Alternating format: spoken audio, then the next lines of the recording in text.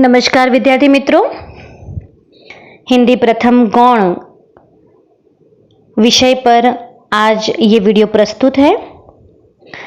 विद्यार्थी मित्रों, हमने सबसे पहले आपका मुख्य विषय इतिहास है, तो प्रथम गौण के विषय में हिंदी में किन अभ्यासक्रम को पढ़ना है उसके बारे में चर्चा की थी। अभ्यासक्रम आपको हमने लिखित स्वरूप में और मौखिक भी उसकी चर्चा की थी। अभ्यासक्रम के बाद हमने आपको हिंदी साहित्य क्या है उस पर जो है बात करने की कोशिश की थी। अब हिंदी साहित्य की चर्चा करते करते हमने हिंदी साहित्य स्वरूप पर चर्चा की थी, यानी उसकी परिभाषा, विभिन्न विद्वानों के मत के अनुसार साहित्य क्या है, ये हमने कहा था। हिंदी साहित्य स्वरूप के बाद हिंदी साहित्य के प्रकार पर चर्चा की थी, जिसमें हिंदी साहित्य के दो प्रमुख प्रकार गद्य और पद्य, और गद्य के बहुत सारी विधाएं, कहानी, नाटक, उपन्यास, रेखाचित्र, संस्मरण, जीवनी, और पद्य की भी बहुत सारी विधाएं, जिसमें प्रबंध काव्य, चंपू काव्य और मुक्तक काव्य, प्रबंध काव्य में खंड काव्य और महाकाव्य, इन सब पर हमने चर्चा की थी। हिंदी साहित्य क्या है वो आपने समझा, परिभाषा समझी, आप साहित्य के विद्यार्थी हैं, आपने ये समझा कि साहित्य के कितने प्रकार हैं और उन प्रकारों में से कौन कौन सी विधा आपको प्रथम गौण पेपर 1 और 2 में पढ़नी है, उस पर भी हमने चर्चा की थी। पेपर 1 में आपको काव्य यानी पद्य विधा को पढ़ना है, जिसमें मुक्तक काव्य है सेम 1 में, और सेम 2 में प्रबंध काव्य यानी कि पंचवटी जो है वो आएगा। और पेपर 2 में, ये पेपर 1 की मैं बात कर रही थी, पेपर 2 में कहानी है और सेम 1 में और सेम 2 में नाटक है। यानी इन 4 विधाओं को पढ़कर हम कम से कम साहित्य की इन विधाओं के बारे में समझ जाएंगे। आज मैं आपके सामने जो प्रस्तुत करना जा रही हूं वो आपको ध्यान में रखना है। आज हिंदी साहित्य के इतिहास पर मैं प्रकाश डालना चाहूंगी।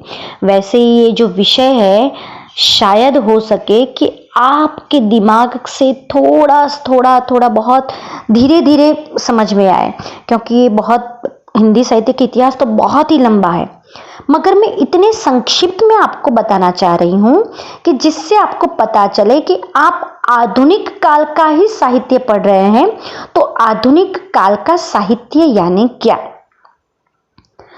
तो हमारा हिंदी साहित्य जो है, जब से हिंदी साहित्य लिखने की शुरुआत हुई, वहां से लेकर अब तक का इतिहास जिसे कहा जाता है हिंदी साहित्य का इतिहास, बस ये आपको ध्यान में रखना है कि सबसे पहले हिंदी साहित्य कब लिखा गया था, तो आदिकाल में। आदिकाल के बाद भक्तिकाल, भक्तिकाल के बाद रीतिकाल और रीतिकाल के बाद आधुनिक काल। इस प्रकार हमारे हिंदी साहित्य के इतिहास को 4 कालों में विभाजित किया जाता है। सबसे प्रथम आदिकाल, द्वितीय भक्तिकाल, तृतीय काल है रीतिकाल और चौथा काल है आधुनिक काल। अब आपको ये भी जो है आपके मन में प्रश्न उपस्थित होना चाहिए कि इन सब का समय क्या था। तो आदि काल का समय, ये जो मैं आपको समय और ये काल कह रही हूं, बहुत मतांतर के बाद हमारे सामने आए हैं। यानी विभिन्न विद्वानों ने अलग अलग मत दिए हैं कि आदिकाल तो अब से यहां से शुरू हो गया था। कुछ विद्वान कहते हैं कि नहीं, इनकी हस्तलिखित प्रति इस काल में मिलती है, इस समय में मिलती है, तो यहां से शुरू हुआ था। फिर सभी विद्वानों और हमारे इतिहासकारों ने जो संशोधन किया है, उसके निष्कर्ष के रूप में मैं आपको जो बात है वो बता रही हूं। तो आदिकाल जो है उसका समय है विक्रय संमत 1050 से 1375। ठीक है, आदिकाल का समय क्या है, विक्रमी संवत 1050 से 1375। उसके बाद आता है भक्तिकाल।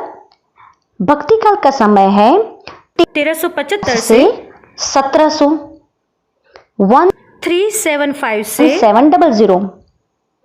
रीतिकाल का समय है 1700 से 1900, यानी 1700 से 1900, ये विक्रमी संवत का समय मैं बोल रही हूं।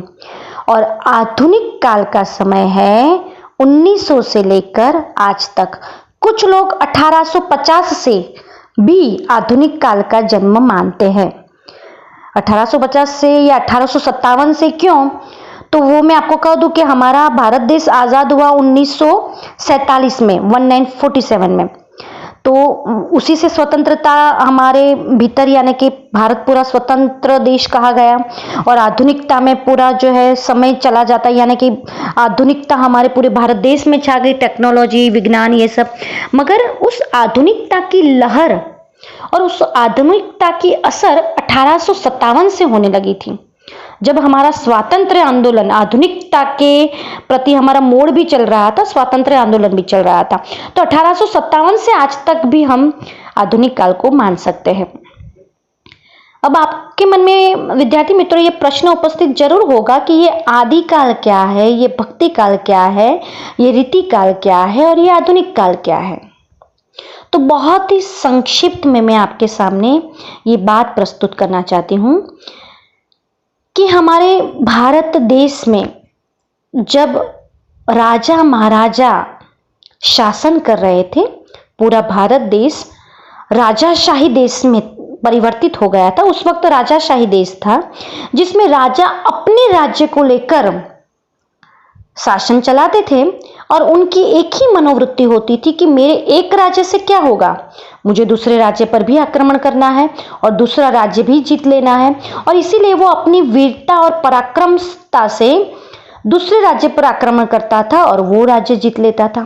तो इस प्रकार से अपने राज्य का विस्तार बढ़ाना, दूसरे राज्य को जीत लेना, यही उनका लक्ष्य रहता था। और इस प्रकार भारत देश इन राजाशाही राज्यों में बंट गया था। भारत देश एक अखंड भारत देश नहीं था, इन राजाओं के राज्यों में बंट गया था। और हर राजा की वृत्ति यही होती थी कि मैं दूसरे राज्य पर अधिकार जमाऊं। इसीलिए आदिकाल में क्या होता था कि आदिकाल में जो कवि है वो राजाश्रित होते थे। कवि यानी जो साहित्य की रचना करता है, काव्य की रचना करता है, वो स्वतंत्र नहीं थे। वो बहुत ही अच्छे अपने पांडित्य की प्रदर्शन, अपना पांडित्य प्रदर्शन करते थे, अपनी प्रतिभा को मुखर करते थे। फिर राजा जो है उसको नियुक्त करते थे। जैसे आज शिक्षकों और अच्छे अच्छे अधिकारियों की नियुक्ति होती है, उसी वक्त राजा के राज दरबार में कवियों की नियुक्ति होती थी उनके पांडित्य प्रदर्शन के साथ। जो कवि अच्छी प्रतिभा को जो अभिव्यक्त कर सकता था वो राजा का दरबारी कवि माना जाता था। और राजा के दरबार में रहकर, यानी कि राजा के राज्य में रहकर, उनके राजमहल में रहकर उनके आश्रित रहता था। खाने पीने से लेकर परिवार, उसका कवि का जो परिवार होता है उसका पालन पोषण, सब कुछ राजा की संपत्ति, यानी राजा उसके लिए पैसा देते थे क्योंकि वो कवि को अपने आश्रित रखते थे। इसलिए कवि जो थे वो राजाश्रित थे, स्वतंत्र नहीं थे। अब राजाश्रित कवि थे, उनके अधीन कवि थे, तो जाहिर सी बात है कि वो कभी भी अपने राजा का बुरा नहीं बोलेंगे, राजा का सामना नहीं करेंगे। यहाँ तक राजा यदि वीरता का प्रदर्शन नहीं करता, कहीं उन्होंने अपनी वीरता न दिखाई, कायरता दिखाई, तो भी वो उनकी प्रशंसा ही करेंगे क्योंकि उनको तो उनके आश्रित रहना है। इसलिए ज्यादातर आदिकाल में जो कवि है उन्होंने अपनी राजाओं की वीरता की प्रशंसा करते हुए वीर गाथाओं की रचना की है। जैसे गढ़वी लोग होते हैं ना, बहुत ही अच्छे चारण लोग होते हैं, तो वो जिस प्रकार से वीरता का गान करते हैं उसी प्रकार कवि उस वक्त वीरता का गान करते थे। और वो सुन सुनकर राजा बहुत खुश होते थे और उनको अच्छी तरह से रखते थे। ऐसे कवियों के साथ साथ कुछ कवि ये भी थे कि वो अपने राजा को योग्य दिशा में मार्गदर्शन देते थे। यदि वो कहीं भूल करे तो उनका बहुत ही शांति से, विनम्रता से उनको कहते भी थे, उनका सामना भी करते थे और अपनी बात भी प्रस्तुत करते थे। वे कवि केवल कलम नहीं चलाते थे, उस वक्त ऐसे कवियों की नियुक्ति थी कि वो महासेनापति के रूप में, एक महामंत्री के रूप में भी कार्य कर सके। इसलिए राजा को दो काम कवि से करवाना होता था। एक तो कवि कलम भी चलाता था और तलवार भी चलाता था युद्ध में जाकर। तो इस प्रकार से वो राजा को युद्ध में जो है लड़ने के लिए भी मदद करता था। और राजा, उस वक्त राजा की उन्होंने जो वीरता देखी युद्ध मैदान में सजीव रूप में जब वो देखता है राजा की वीरता, तो होता है कि उनका वर्णन बहुत अच्छी तरह से वो कर पाए, क्योंकि उसने आंखों से वो देखा है। तो कुछ कवि है कि जिन्होंने जो भी राजा है उनकी वीरता का अच्छा ही और सच्चा ही वर्णन किया है। जैसे पृथ्वीराज रासो जिन्होंने लिखा, उन कवि का नाम है चंद्रबरदाई। अब चंद्रबरदाई जो उनके कवि थे, तो चंद्रबरदाई ने पृथ्वीराज चौहान, अपने राजा के लिए जो पृथ्वीराज रासो लिखा, उसमें जो भी पृथ्वीराज चौहान का वर्णन है कि 100 हाथी के बराबर उनका एक बहुत ही शक्तिशाली शरीर के साथ साथ मनोबल था और इतनी वीरता थी, तो ये हमें अतिशयोक्ति लगती है, मगर हमारे इतिहास में भी बहुत प्रमाण है कि पृथ्वीराज चौहान बहुत ही शक्तिशाली राजा थे। तो ऐसे कवि भी थे जिन्होंने अपनी राजा की सच्ची वीरता बताई है और उन्होंने अपने काव्य में उसको आलेखित किया है। और इसीलिए आचार्य, हिंदी के बहुत अच्छे आचार्य हैं आचार्य रामचंद्र शुक्ल, जो समीक्षक भी है, और उन्होंने उस आदिकाल को इसीलिए वीर गाथा काल कहा है। आदिकाल को क्या कहा है? वीर गाथा काल, क्योंकि वीरता की रचना बहुत हुई है और वीरता की गाथा की रचना हुई है, गाया गया है वीरता को, इसीलिए उस काल को उन्होंने आदिकाल कहा है। मगर उस काल में कवि का धर्म क्या था? मैं फिर से आपके सामने पुनरावृत्तित कर दूं कि कवि का धर्म था कि राजा की प्रशंसा करना, राजा की वीरता का वर्णन करना। कहीं कहीं राजा युद्ध से बहुत थक गए हैं तो श्रृंगार वर्णन से उनको प्रभावित करना, उनको प्रसन्नचित्त रखना।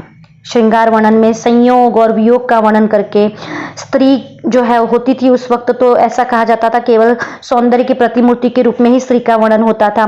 तो स्त्री का सुंदर वर्णन करके राजा को खुश करने के लिए वो अपनी रचनाएं करते थे। यानी संयोग और वियोग श्रृंगार, अर्थात श्रृंगार वर्णन की रचनाएं और वीरता की रचनाएं, ये दो रचनाएं प्रमुखतः आदिकाल में होती थी, जिसमें कवि राजाश्रित होते थे और वो अपने स्वतंत्र रूप से नहीं, मगर युद्ध में जाकर यदि युद्ध का उन्होंने दृश्य देखा तो उसका वर्णन करते थे, राजा की वीरता का वर्णन करते थे।